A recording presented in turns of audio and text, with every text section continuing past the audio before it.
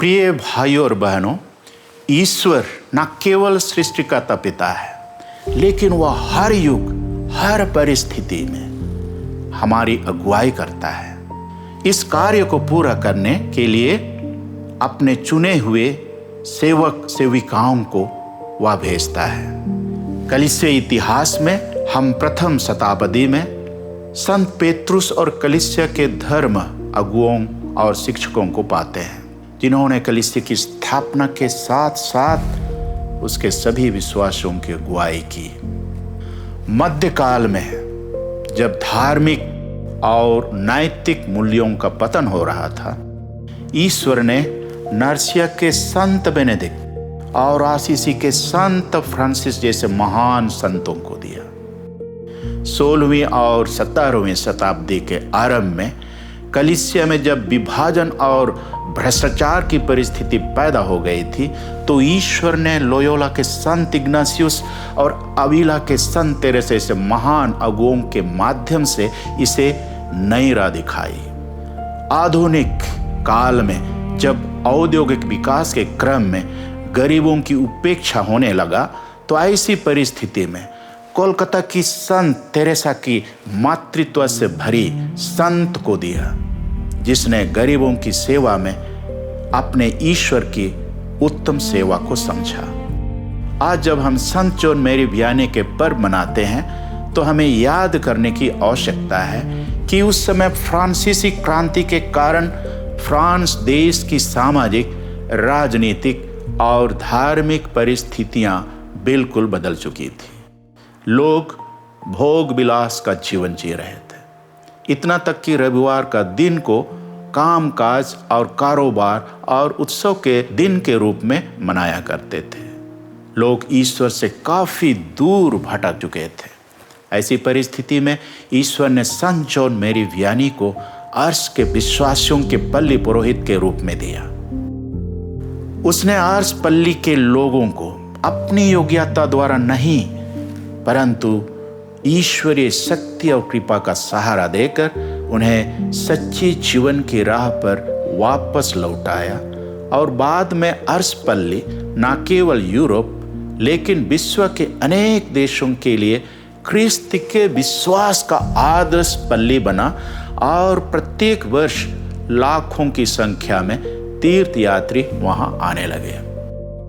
संत John Mary Vianney की भक्ति, प्रार्थना और समर्पित जीवन आज भी 21वीं शताब्दी के पुरोहितों के लिए न केवल एक उत्तम आदर्श बल्कि एक चुनौती भी है। एक पल्ली पुरोहित के रूप में उन्होंने अपने दायित्वों को इस प्रकार समझा। पहला, अपने पल्ली के विश्वासियों की आत्मिक दुर्दशा से भली भांति परिचित होकर उन्हें सुनना, समझना और जरूरत के आधार पर उन्हें उत्तम परामर्श देना। पवित्र बाइबल में हम इस प्रकार पाते हैं, भला चरवाहा अपनी भेड़ों को जानता है, वह उनके अति निकट रहता है, वह उन्हें उत्तम चरागाह की ओर ले चलता है। संत यूहन्ना का सुसमाचार अध्याय 10 वचन संख्या 3 से 4 और 14 से 16। इसी प्रकार संत लूकस का सुसमाचार अध्याय 15 वचन संख्या 4 से 7 में हम खोई हुई भेड़ का दृष्टांत पाते हैं, जिसमें चरवाहा 99 भेड़ों को छोड़कर खोई हुई भेड़ की खोज में निकल जाता है। जब वह मिल जाता है तो अपने पड़ोसियों को बुलाकर खुशी मनाता है। अर्श पल्ली में भी संत जॉन मैरी वियानी इसी प्रकार अपने पल्ली वासियों की देखभाल करता था। दूसरा, पल्ली वासियों के लिए प्रार्थना। ईश्वरीय भक्ति में पवित्र यूखरिस्त की भक्ति सर्वोत्तम माना जाता है, क्योंकि इस संस्कार में हम जीवित ईश्वर के सामने उपस्थित रहते हैं। संत जॉन मैरी वियानी का अधिकतर समय पवित्र यूखरिस्त के सामने घुटने टेक कर प्रार्थना करने में बीतता था। अपने पल्ली वासियों के साथ साथ जितने भी तीर्थयात्री पल्ली आते थे, उनसे मुलाकात करते थे, उनके लिए प्रार्थना करते थे। वे विशेष रूप से आध्यात्मिक और शारीरिक पीड़ा के बोझ से दबे हुए लोगों के लिए प्रार्थना करते थे और उनकी प्रार्थना का प्रभाव लोगों के जीवन पर पड़ता था। तीसरा, ईश्वर से मेल मिलाप का मध्यस्थ। टूटने वाली चीजों और वस्तुओं और संबंध में सबसे नाजुक संबंध ही होता है।